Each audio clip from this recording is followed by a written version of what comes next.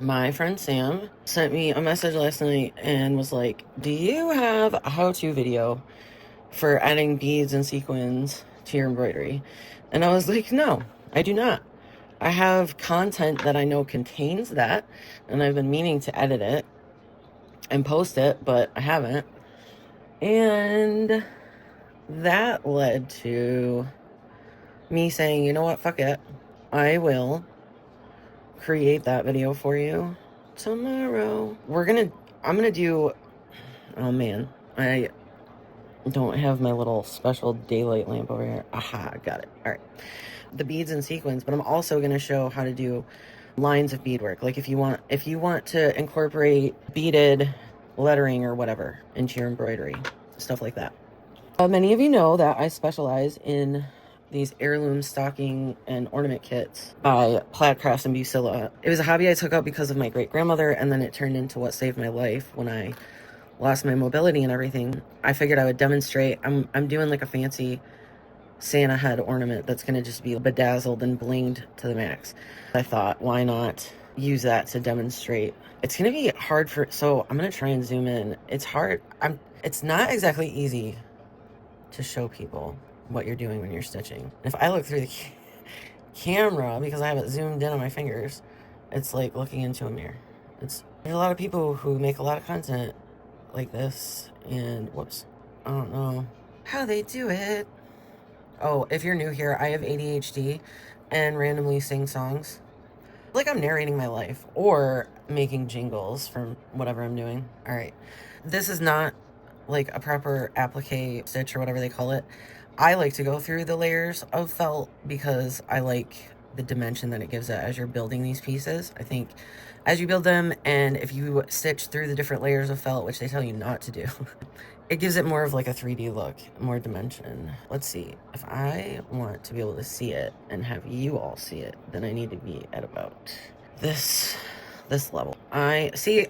Who's gonna make a crafter GoPro? Can we make that happen? That would be great if I could just show you guys the first person perspective without making it so I can't see.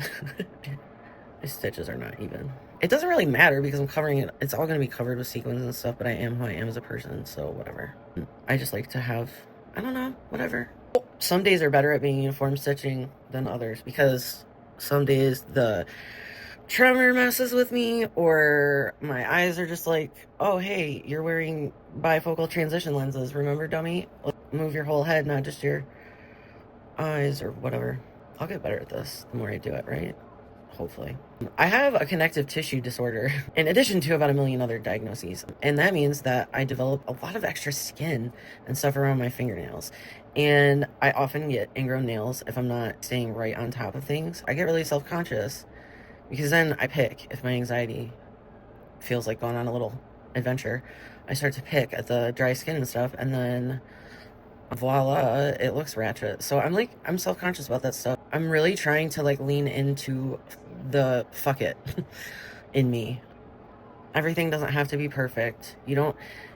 If you just keep showing up, you don't have to show it perfect. Nobody believes in perfect anyway. Nobody can be perfect. I was watching that documentary on Netflix about Martha Stewart and about how a lot of people resented her because they felt like she was the one who created this culture of you can be a stay-at-home mom and do all these extravagant crafts and make all these extravagant meals and stuff. But she was really trying to show everyday women. She wasn't trying to say you have to do this every single day of your life, but she was like, according to her, trying to show everyday women that you can make bomb-ass meals at home, and it doesn't have to just be like meat and potatoes or whatever. I don't know. It was kind of an interesting documentary. I don't buy her products or watch her shows or anything. I think it's hilarious that her and Snoop Dogg are best friends, especially now that I've seen the documentary, because apparently she doesn't make friends very easily. But, all right, so now that the brim is attached to the hat, we can start adding some beads and sequins, and then I'll do the thing. All right. These were like prototype boards that my friend Brad and I made up. Well, he made them. I like sent him the idea and my old bead board, and he thought of making the circles ovals instead of circles. It's so much easier to pick up beads now. I have giant fingers. Whatever. Maybe not. Jeff says I don't and I'm ridiculous, but I mean, for a girl, pretty big, pretty long fingers. And it's way easier to get the beads. In this case, Santa has his little...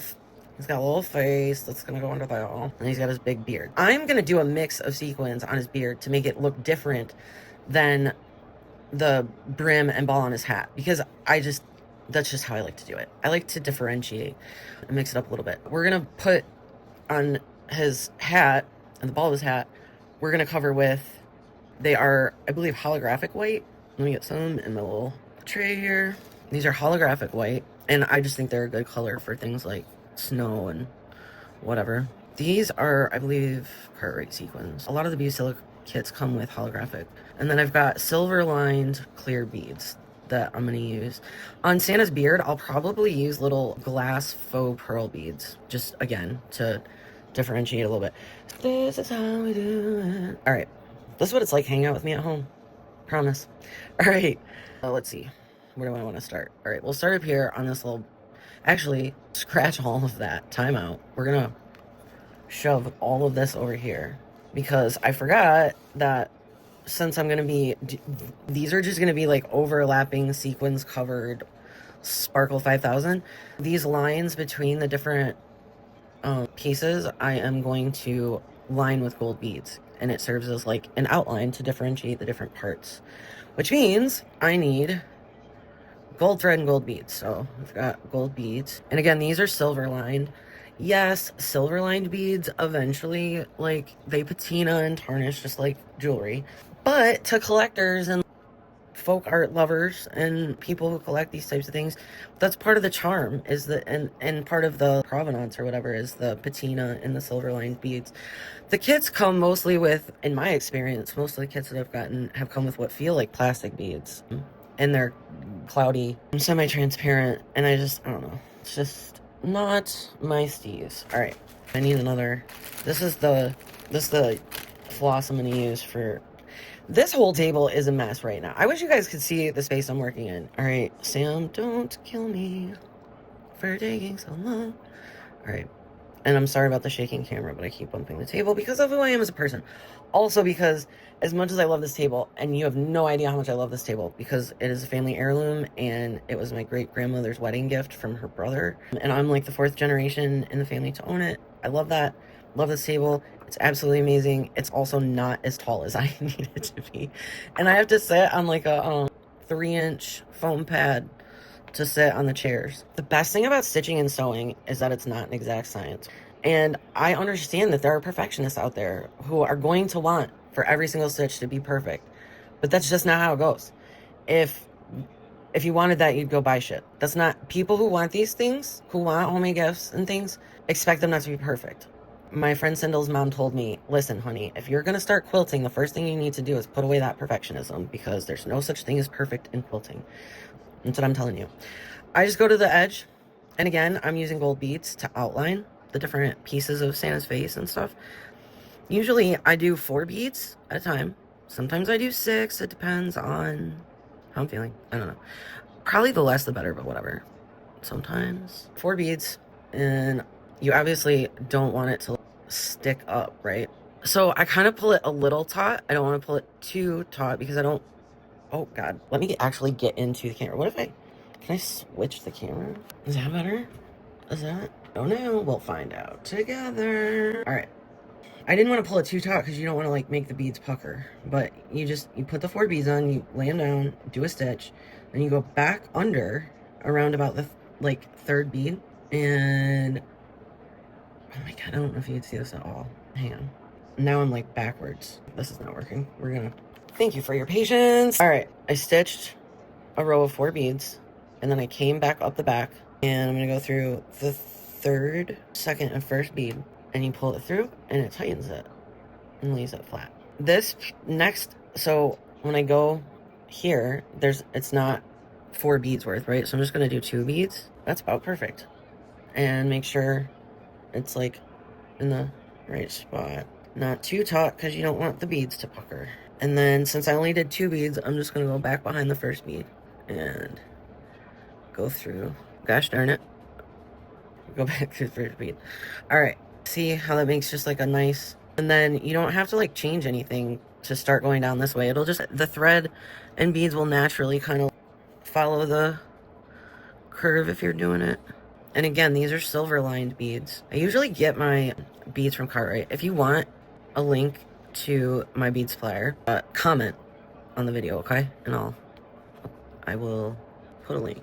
Here's, we're going back up behind the third bead, and then go through the rest. See, it comes out pretty easily. And then again, this section only looks like about 2 beads worth, so we'll do 2 beads. My neck is starting to hurt already. Stupid spine. All right, so see, got those 2 beads because that section's not very big. And we'll go in right here, the edge where the ball and the hat meet, pull it down, go back through the first, boom. And then you can just go straight down to tie it off. You just go straight down at the end. And then I tie it usually 3 times because of who I am as a person. You just tie off a knot in the back, off one of your stitches, usually preferably the last stitch. That is doing a straight line of beads. It applies to pearls and everything. You basically want to reinforce it and have it lay flat by going back up through the fabric and going back through all but the last bead. Works pretty well.